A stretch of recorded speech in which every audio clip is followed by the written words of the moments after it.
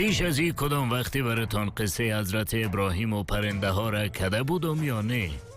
حضرت ابراهیم گفت خدایا به من نشان بده که چه قسم مرده ها را زنده می کنی. خداوند متعالم گفت نه که باور نداری.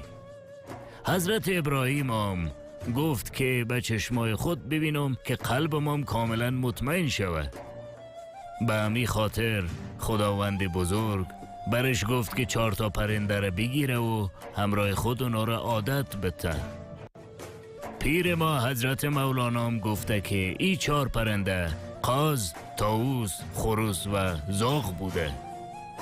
حضرت ابراهیم همون قسمی که برش امر شده بود پرنده ها را همراه خود عادت داد. بعد هم خداوند بزرگ برش میگه که اونا را توته کده، توته هایش در سر کوبانه.